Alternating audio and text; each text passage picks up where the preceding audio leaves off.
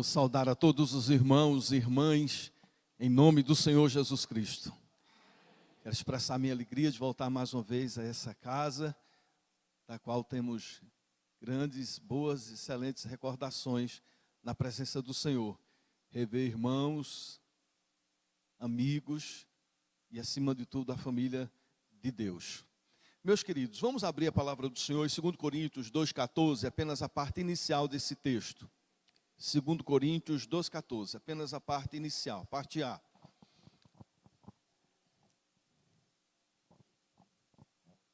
É um texto bem conhecido, mas sempre nos traz lições diferentes, especiais para a nossa vida espiritual.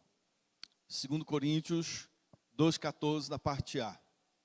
Vamos ler todos em uma só voz? Leamos. Graças, porém, a Deus, que em Cristo sempre nos conduz em triunfo. Mais uma vez.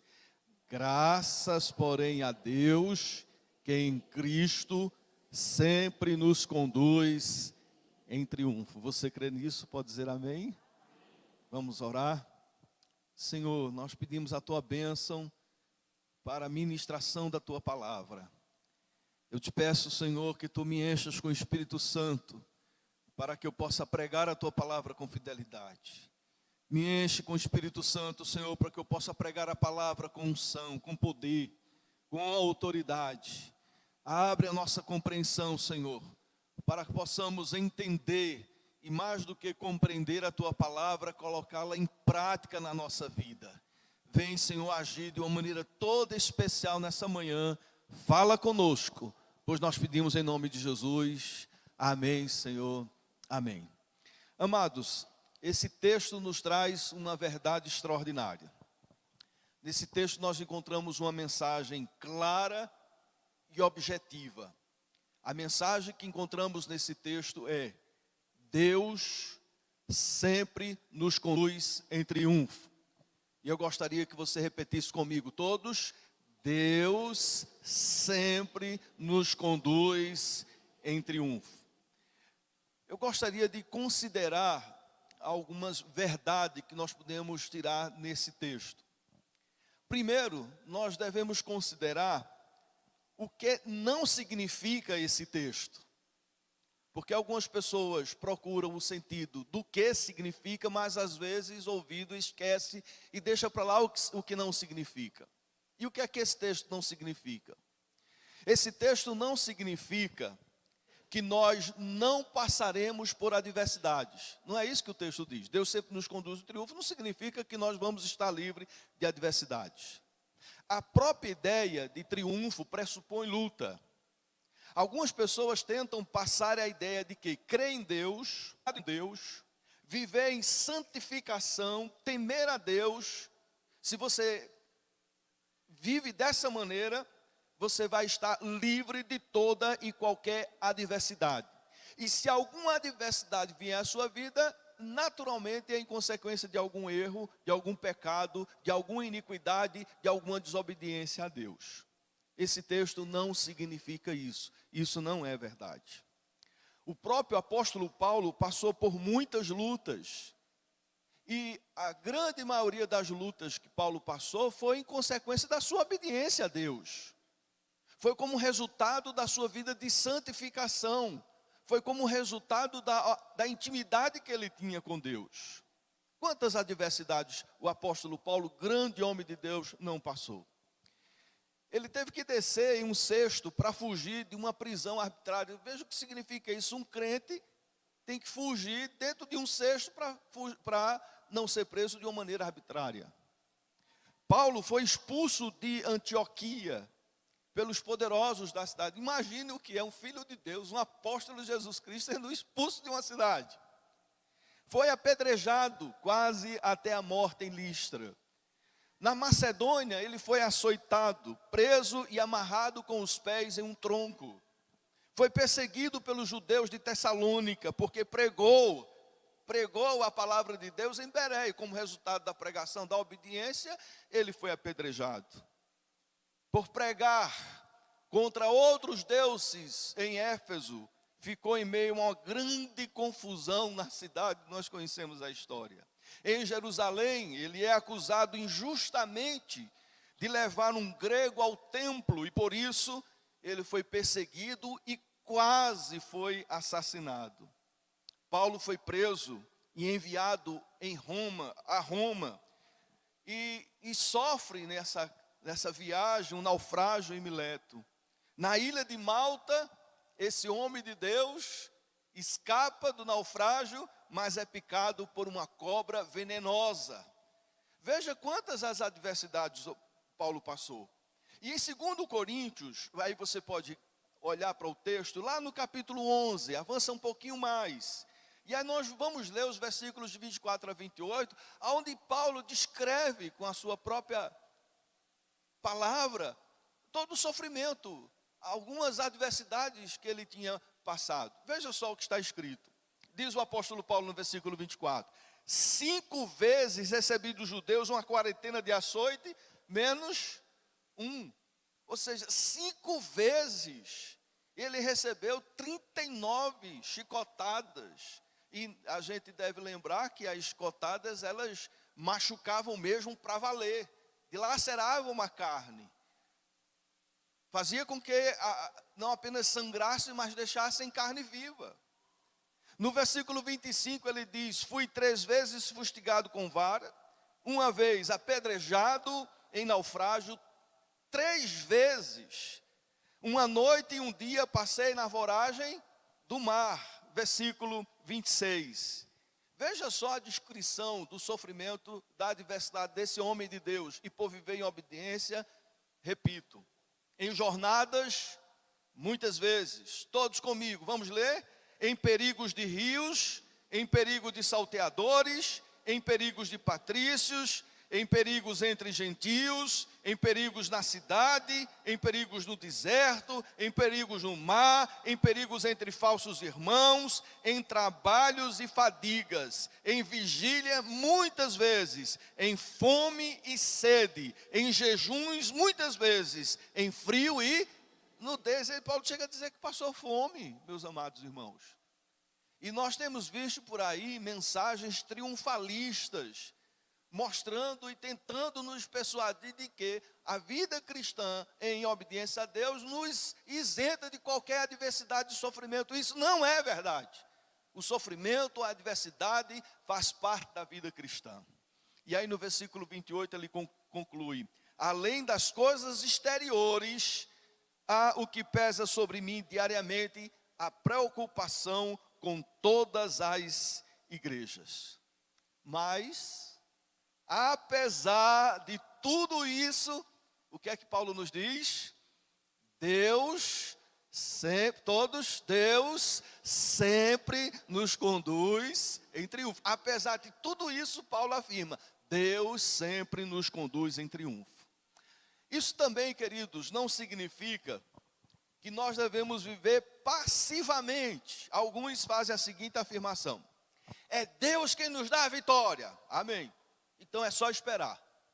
Deus vai lhe dar a vitória. Espere, meu irmão. Não faça nada, porque Deus vai fazer tudo. Porque se você fizer alguma coisa, isso é demonstração de que você não está confiando nele. Se você tomar a frente, é porque você está tomando a frente de Deus. Então, não faça nada. Amados, não é isso o que esse texto nos ensina. Não é isso que esse texto nos ensina. Quando a Bíblia diz que Deus sempre nos conduz em triunfo, isso não significa que devemos ficar parados, esperando, simplesmente esperando sem fazer nada. É claro que nós temos que esperar em Deus, porque a nossa vitória vem de Deus. Mas Deus nos atribuiu responsabilidades e ações em obediência das quais nós devemos trilhar. Há 2 pontos que nós temos que ter bastante cuidado. São extremos. Um é a teologia humanista. E o que é que a teologia humanista ensina? Ensina que você não precisa de Deus. Não, você não precisa esperar uma intervenção sobrenatural. Você tem que fazer, agir. É você quem constrói, é você quem decide, é você quem é o grande articulador da sua vida, é você o grande protagonista, que eles gostam muito dessa palavra de ser protagonista. Então a teologia humanista esquece e elimina a ação e a intervenção de Deus. Um certo pastor humanista, ele diz o seguinte: não creio mais nas promessas religiosas de que livramentos sobrenaturais nos alcançarão. Veja que coisa triste a gente ouvir isso de um pastor. Vindo de um Deus que se senta no trono, não espero milagres sobrenaturais para minha vida, família, cidade, país ou mundo. Essa é a teologia humanista, não espera o milagre, não espera a intervenção de Deus. Amados, o problema do humanista é que exclui a intervenção de Deus.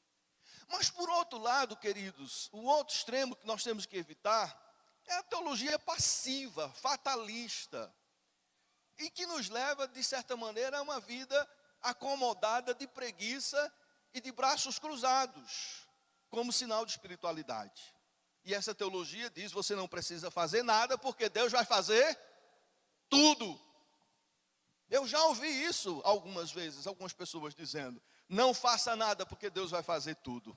Meus queridos irmãos, e algumas pessoas ainda se baseiam em alguns textos, fora do contexto. No Salmo 127, versículo 2 diz: inútil vos será levantar de madrugada, repousar tarde, comer o pão que penosamente granjeastes aos seus amados, ele dá enquanto... Meu querido irmão, não faça nada, porque Deus aos amados dele vai dar enquanto dorme. E aí tira do contexto e esquecem de que a gente está dentro de um contexto aqui de agricultura, de pecuária, onde durante o dia as pessoas semeavam. E à noite Deus abençoava para que essa semente pudesse germinar e crescer. É nesse sentido de que Deus age de uma maneira extraordinária para que as coisas aconteçam como devem acontecer. Amados, devemos evitar esses dois extremos. Um, de não esperar a intervenção de Deus. E o outro, de esperar que Deus faça tudo e que nós não precisamos fazer absolutamente nada. O texto é claro: Deus sempre nos conduz em triunfo. E o que é que significa? O que é que significa isso? Amados, significa que Deus nos capacita. Amém? Podemos falar isso, repetir isso todos? Deus nos capacita. Deus sempre nos conduz em triunfo, porque Ele nos capacita para as demandas da nossa vida, das adversidades, das lutas, dos sonhos e dos projetos. Deus nos capacita. É Deus quem capacita o homem. A capacitação vem do alto, vem de cima, vem de Deus. Toda competência humana é uma graça divina. Por isso, do ponto de vista da salvação, da vida eterna, do perdão de pecados, nós não temos capacidade nenhuma. Nós somos completamente incapazes de satisfazer a justiça divina. Nós não temos como contribuir com a nossa salvação. Nós não temos méritos nenhum no aspecto espiritual, no aspecto da salvação e das bênçãos que Deus nos dá e da intervenção divina. Nós não temos mérito nenhum. Existem duas palavrinhas interessantes: sinergismo e monergismo. O sinergismo diz que é agir com, ou seja, tem que ter participação, tem que ter colaboração. É uma atividade que requer mais de um participando. Mas na nossa salvação ela não é sinergista, porque ela é uma obra exclusiva de Deus. A salvação ela é monergismo, ou seja, ação única. A salvação ela é uma providência exclusiva da parte de Deus. Deus que escolhe, Deus que elege, Deus que envia Jesus para morrer na cruz, satisfazer a justiça divina e pagar a nossa dívida. O Espírito Santo que aplica a obra da redenção. É Deus, é tudo de Deus. O homem na salvação não tem participação nenhuma. Porque a própria palavra do Senhor nos diz lá em Efésios capítulo 2, que o homem sem Cristo está morto nos seus delitos e pecados, é escravo dos pecados da carne e do diabo, e está condenado por conta dos seus pecados. Como é que uma pessoa morta, escrava e condenada pode participar da sua salvação? Como é que uma pessoa morta, escrava e condenada pode contribuir com alguma coisa para a sua salvação? O homem não tem nada para dar a Deus pela sua vida eterna, pela sua salvação. E é essa mensagem que nós precisamos anunciar ao mundo. Que a salvação é pela graça. Amém, queridos? A salvação é pela graça, é uma obra divina. Interessante no versículo 4 de Efésios, quando descreve a nossa condição sem Cristo, e aí ele diz assim: mas Deus, segundo a sua muita misericórdia, o seu grande amor, nos deu vida em Cristo Jesus. Bendito seja o nome do Senhor. Meus amados, nós não temos participação nenhuma, mérito nenhuma, competência nenhuma diante de Deus, do ponto de vista da salvação das coisas espirituais. Mas do ponto de vista da vida comum, das demais atividades humanas, Deus nos capacita. Amém? Deus nos capacita. Deus nos dá inteligência. Deus nos dá dons. Deus nos dá talentos extraordinários. E nós precisamos aprender a reconhecer que tudo isso vem de Deus. E Deus de fato nos dá.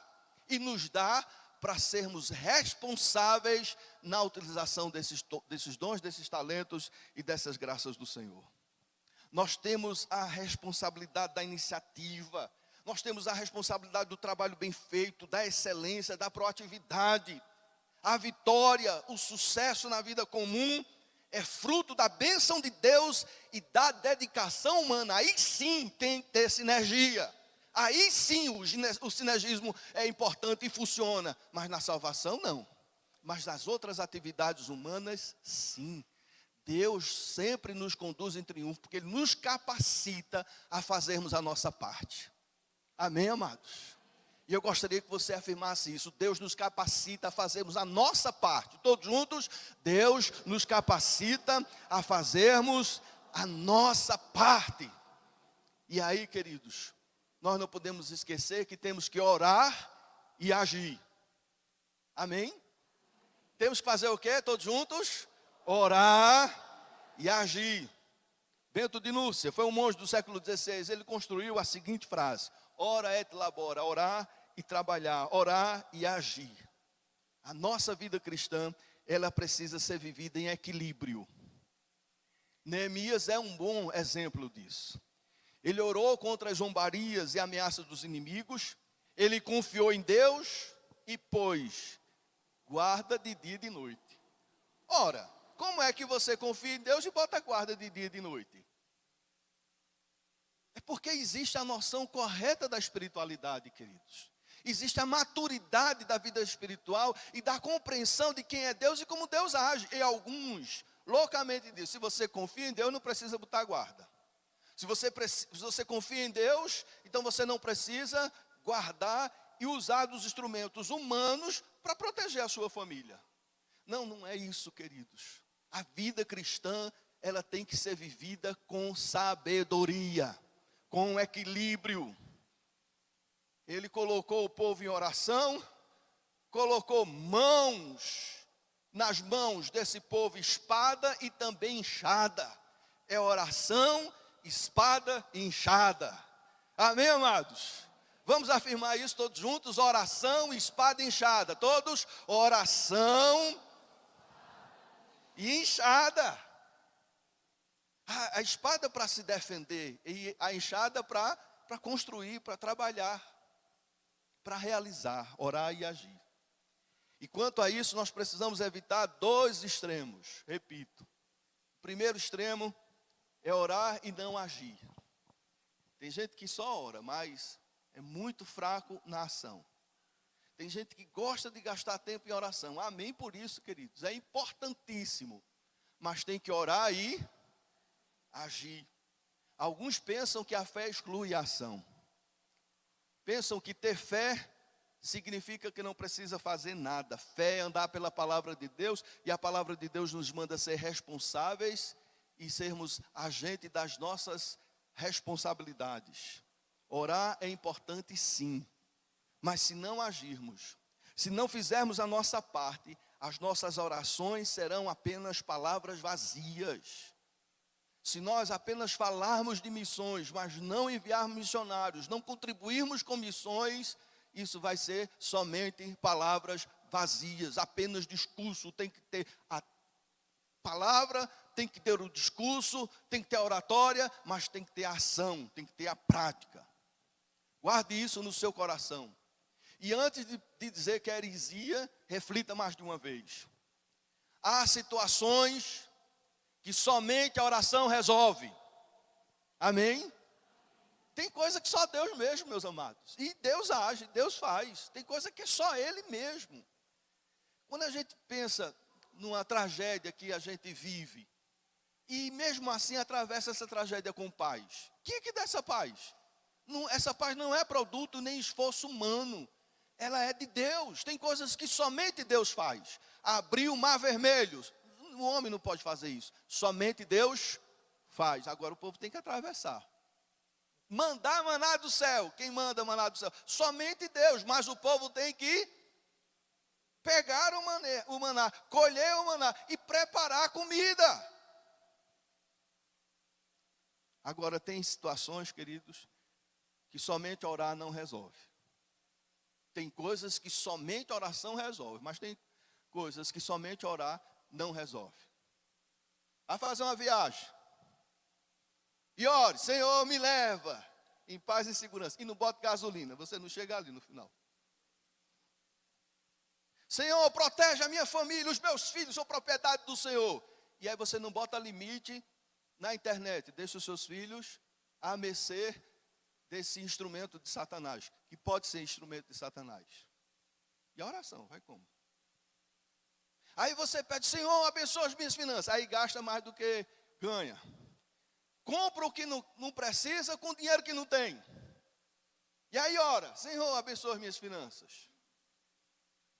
Amados, um outro erro a evitar é agir e não orar.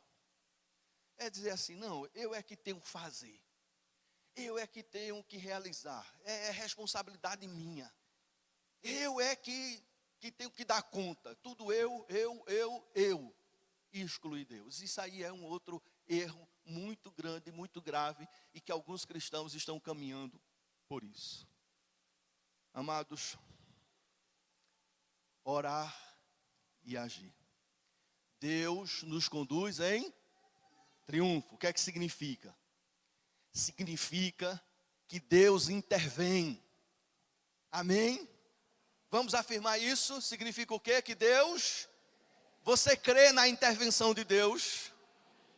Eu creio na intervenção de Deus. Primeiro que a palavra do Senhor assim o diz. E Deus continua o mesmo ontem e hoje o será eternamente. Mas eu creio na intervenção de Deus, porque eu tenho experimentado, vivenciado e contemplado a intervenção sobrenatural de Deus. Bendito seja o seu santo nome. Todos sabem da situação que nós enfrentamos nesses últimos anos. Muito sofrimento. Muitas vezes eu perguntei, mas por que Deus? Por que Deus permite? Agora é interessante, querido. Deus permite a aprovação, mas não permite que seja além das nossas forças. Amém por isso? Não vai além das nossas forças. E junto com a aprovação, Ele nos capacita para enfrentarmos a adversidade. E está do nosso lado e nos ajuda e nos socorre. Ele permite de um lado, mas intervém do outro. Quantas vezes nós podemos ver a intervenção de Deus? Até o triunfo final. Quando, na sentença proferida pelo juiz, de absolvição sumária, e aqueles que estavam acusando, hoje são investigados por falsa perícia. E aqueles que estavam como testemunha de acusação, estão sendo investigados como suspeitas. Veja como Deus faz. E quando Deus coloca um ponto final, Ele nos dá a vitória, nos conduz em triunfo, porque Ele é Deus. E aqui mais uma vez eu quero agradecer as orações dos irmãos. Deus é fiel e Ele intervém. Eu poderia estar completamente destruído, a minha vida, da minha família, mas Deus nos guardou. De um lado Ele permitiu, mas de um outro Ele guardou. Eu não entendo isso, queridos, porque Deus permite e ao mesmo tempo cuida. Ele poderia simplesmente não permitir. Não vai passar por isso, não vai passar por essa adversidade. E aí nós não entendemos essa situação com o nosso querido irmão Sérgio Carlos. Não entendemos porque Deus permite isso. Não compreendemos, é um mistério. Mas podem ter certeza, se de um lado Deus permite, mas do outro Ele está agindo, Ele está intervindo, Ele está consolando, Ele está ajudando, Ele está operando milagres. Bendito seja o nome do Senhor. E cabe a nós confiarmos no Senhor. Cabe a nós confiarmos no Senhor. Nos entristecemos, ficamos com alguns questionamentos, algumas interrogações, mas, queridos, esse texto se cumpre na vida de todo aquele que confia no Senhor, que é do Senhor e pertence ao Senhor. Ele sempre nos conduz em triunfo. Ele sempre nos conduz em triunfo, porque Ele é o Senhor da nossa história. A nossa história não está nas mãos dos homens, está nas mãos do Senhor. Deus nos conduz sempre em triunfo. Veja só, queridos, esse texto não está dizendo que Deus nos conduz ao triunfo, como se fosse uma coisa no final, como se fosse uma coisa lá na ponta, como se fosse uma coisa lá no fim da história. Não, no fim da história, com certeza, triunfo pleno, porque nós vamos ser glorificados e recebidos na glória celestial. Mas o texto diz que Ele nos conduz em triunfo, ou seja, é aqui, é na nossa caminhada, é na nossa jornada que Ele nos conduz o triunfo. Bendito seja o nome do Senhor. Eu não sei qual a situação que você está passando, meu querido irmão, mas receba essa palavra da parte de Deus, que Deus sempre nos conduz em triunfo. E diante disso, o que é que temos que fazer? Nós devemos reconhecer a ação divina e dar a Ele toda a honra e toda a glória pela nossa vitória. E é exatamente isso que Paulo faz. Ele diz, graças, porém, a Deus. Graças, porém, a Deus. Agora, veja um detalhe, queridos, que eu gostaria de concluir, já pedindo a equipe do louvor para preparar um corinho para a gente cantar dentro desse tema. Veja só o que é que diz o texto. Graças, porém, a Deus que em Cristo sempre nos conduz em triunfo. Veja o detalhe aqui. Deus nos conduz em triunfo pelos méritos de quem? Pelos méritos de Cristo.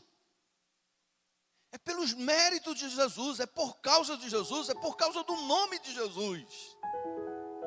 Em vez de você orar, dizer, Senhor, eu sou um miserável, Senhor, eu não valho nada, Senhor, eu não sou ninguém, Senhor, eu não presto, Senhor, as minhas iniquidades são infinitas. Em vez de você orar desse jeito, queridos, ore olhando para Jesus, ore olhando os atributos de Jesus, ore contemplando o poder de Jesus, a graça de Jesus, a misericórdia de Jesus, a bondade de Jesus. Pare de direcionar as suas orações e fundamentar as suas orações naquilo que você é quando estava sem Cristo. Que as suas orações sejam com fundamento na pessoa de Jesus Cristo e não na sua, porque você não merece nada. Na igreja da Boa Vista, uma vez eu disse, eu mereço. Aí a irmã disse, o inferno, pastor. Eu disse, é mesmo, é a única coisa que eu mereço, mas pela graça de Deus eu tenho garantido a vida eterna e o céu na presença do Senhor. Nós não merecemos nada diante de Deus, queridos, não merecemos, mas a nossa vitória vem por causa de Jesus. E aí, se você para de olhar para você, nas suas limitações, fraquezas, que faz com que você até duvide mesmo se vai conseguir alguma graça, você olha para Jesus, é nele, o fundamento da sua oração é em Jesus. Deus vai lhe abençoar por causa de Jesus. Eu gostaria que você dissesse: Deus vai me abençoar por causa de Jesus. Vamos afirmar isso? Deus vai me abençoar, e por causa de Jesus Ele vai te abençoar, meu amado. Meu querido irmão, minha querida irmã, fortaleça-se no Senhor. Olhe para a cruz, olhe para a ressurreição de Cristo, e olhe que Jesus está sentado num alto e sublime trono, à direita de Deus Pai Todo-Poderoso, intercedendo por nós e nos socorrendo no momento oportuno. Eu não sei como você está, mas olhe para Jesus, clame pelo nome de Jesus, e você vai ver que Deus vai te conduzir em triunfo. Não no final já está garantido, com certeza, mas na caminhada. Na caminhada. A gente olha aqui o pastor Hermes, que tem a alegria de vê-lo aqui. Estava sentença de morte decretada. Sentença de morte decretada. Para esse não tem jeito. Olha ele aqui. Fica em pé, por favor, pastor. Olha, para quem não tinha jeito. Esse é um ressuscitado. Deus é o Senhor dos impossíveis. Agora, é porque o pastor Hermes é mais santo do que você? Ele tem mais mérito do que você? Ele é mais dedicado do que você? Não. É por causa de Jesus. É por causa de Jesus. Você tem um bom futuro, é por causa de Jesus. É por causa de Jesus. Vamos cantar?